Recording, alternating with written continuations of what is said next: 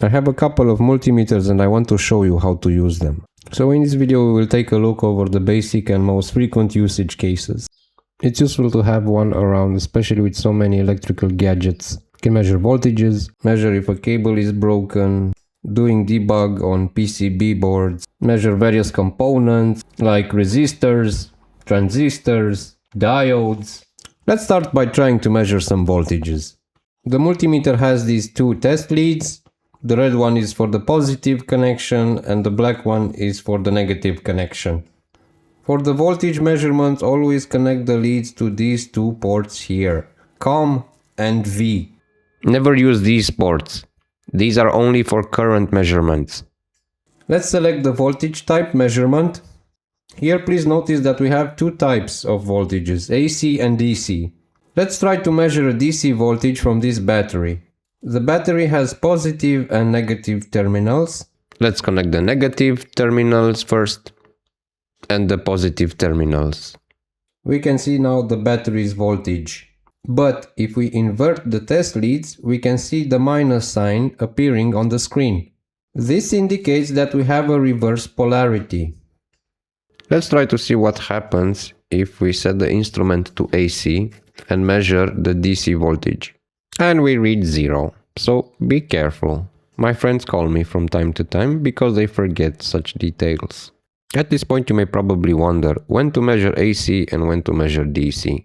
If you need to measure wall sockets, lamps in the ceilings, on the walls, these are AC.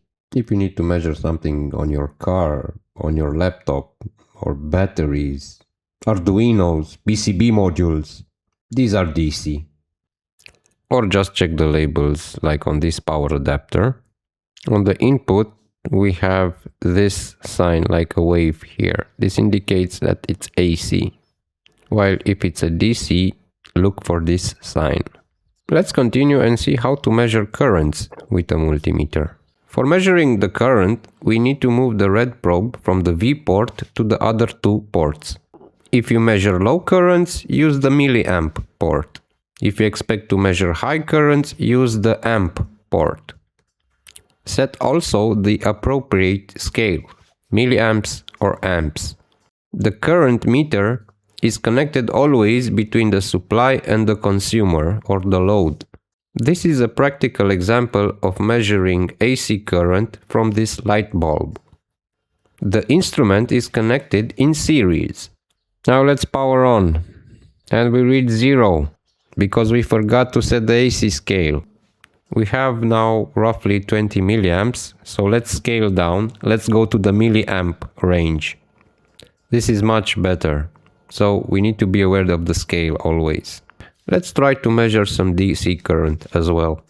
We have this LED ring as our consumer, and we will connect it to the battery and measure the DC current.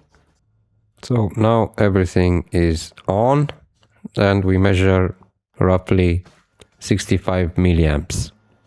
Another useful feature is the continuity test. Some of you may already know this sound. We select this by moving the rotary knob to the diode sign. I use this a lot when debugging. It's my favorite short circuit detector. Let me give you another simple example. Suppose we need to measure if a wire is okay or if it snapped somewhere on the way. As a personal note, it's my second most used feature after the voltmeter. Let's see how to measure some resistors. For measuring any resistance, we need to have the leads correctly connected like shown. If we know what value the resistance should have, we can set the scale accordingly to an appropriate range. If we don't know the values of the resistors, we can select some bigger ranges like 2 mega ohms or something to fit the entire range.